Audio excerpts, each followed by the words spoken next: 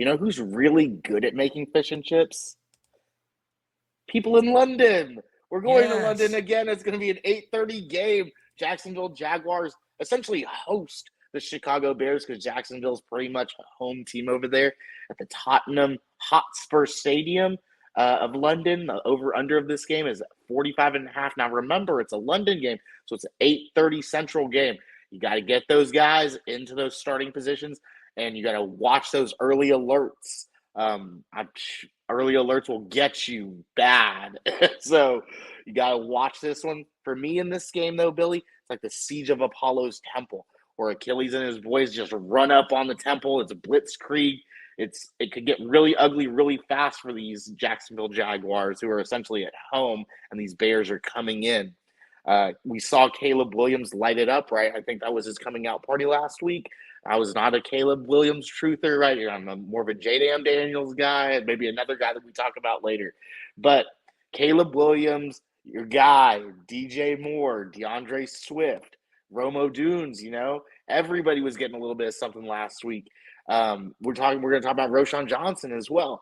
But let's digress a little bit. Let's just talk about these quarterbacks, Billy, and what they have to go up against, okay? So Caleb Williams, Trevor Lawrence, who is also an Elite 11 winner. We'll talk about that later, though. But Trevor Lawrence, I know, foreshadowing a little bit. These guys are going up against pretty stout defenses, I guess, more so Trevor Lawrence. He's going up against the number one defense over the past 5 weeks against the quarterback position. It's not looking good for Trevor Lawrence. On the other side, Caleb Williams has the opportunity to go up against the worst ranked defense over the past 5 weeks, Billy. What are your thoughts on Caleb Williams and Trevor Lawrence in this game?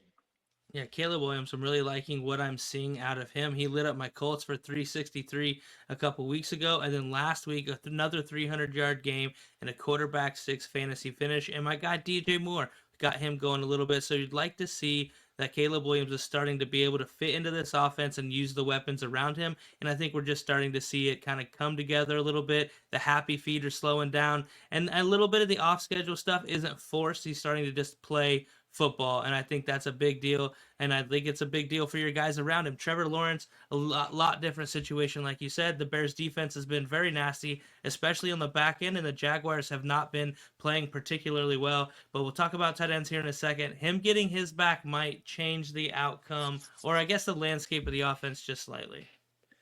So, talking about Trevor Lawrence's pass catchers, let's talk about one of the guys, a guy that you've touted very, very highly in the offseason, a guy that's probably on a lot of your dynasty rosters, at least the few that you and I are in, he's on your roster. We're talking about Brian Thomas Jr., the third wheel of the Jaden Daniels, Malik Neighbors LSU offense.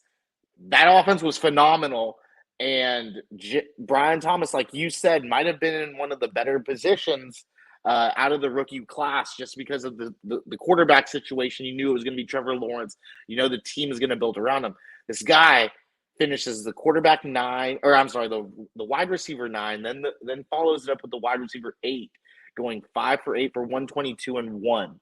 Brian Thomas, the real deal. You got Christian Kirk, Giga Maggies, right? Gabe Davis, Brandon Strange, and like you mentioned, Evan Ingram. These are the pass catchers for Trevor Lawrence.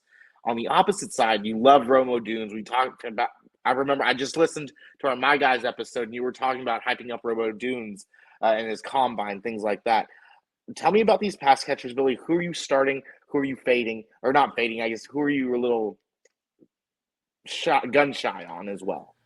Well, I am a little bit gun shy on my guy Brian Thomas Jr. just because of this matchup, and really he's been the only guy out there. So I'm really concerned that he's going to have a little bit of a coming back to earth after we saw him. We've seen him kind of come along this year. We have some yards, have some catches, maybe get in the end zone. Last week he put it all together. A good number of catches, yards, scored, all those things. So I think this is a week where he maybe comes back. He's more of a flex guy, wide receiver 3 or 4, with potential to get in the end zone if they start scoring points. But like we talked about, the Bears are relatively rough. And outside of him, Evan Ingram's the only other guy that I'm too terribly worried about. Brenton Strange has been serviceable at the tight end in a fill-in role. However, Evan Ingram back at practice in a limited fashion this week. Hopeful that he can get on the field. He makes this Jags offense just a scotch better. On the other side of the ball, the Bears, they're starting to hum. Cole Kmet, I think he's like number tight end 7 overall right now. It's been a little bit inconsistent, but he's playing good football. DJ Moore, big week last week. We really needed to see that, especially for me, a guy had him ranked a number 6 coming in. And Romo Dunes, we've already seen play good ball, and as this offense gets going, he's seeming like he's going to easily be the number 2 to DJ Moore over Keenan Allen, who we haven't seen get it, going outside of a touchdown. But as we see Caleb Williams develop, these pass catchers are going to get more and more fantasy relevant. DJ Moore, I'm really excited for. I think he's going to be just fine for what I thought he would be coming into the year. Absolutely. So the defense for the Jags, right? I mentioned is going to get lit up. Your Bears are going to come in. I say your Bears because you're very high on most of these guys.